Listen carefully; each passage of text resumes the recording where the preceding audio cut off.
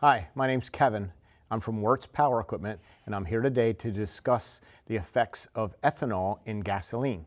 One of the number one problems that we see in our shop is the effects of ethanol on the fuel system in the equipment that we're working on.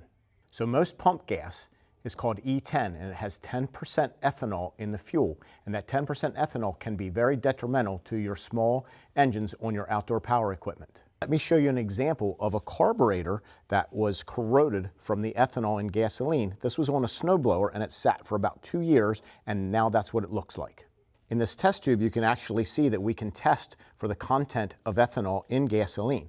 Down at the bottom, you'll actually see where we added some water, and that water actually mixes with the ethanol, meaning that ethanol will draw moisture from the air and attract it into the fuel. One of the best ways to combat the effects of ethanol in the gasoline is to buy ethanol-free gas.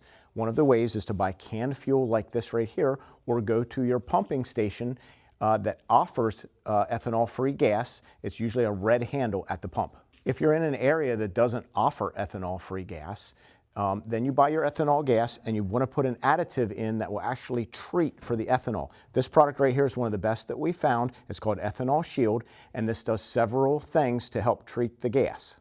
One of the advantages of adding Ethanol Shield into your gas is that it will reduce the corrosive effects that the ethanol has on the carburetors and the other components in the fuel system.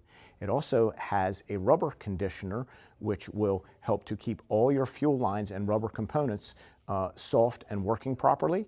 And on top of that, it will reduce the effects that the water that is drawn into the fuel will have on your fuel system. So when you're buying the fuel at the station, it is important that you're buying at least 89 or higher octane. That's the medium grade.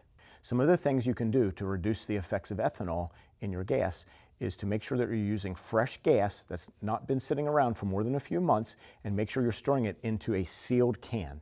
So make sure you shake your fuel can before you add it into your machine, and then you should run your piece of equipment about monthly to make sure that that fuel is always fresh in the fuel system. Thank you for watching. Hope this helps.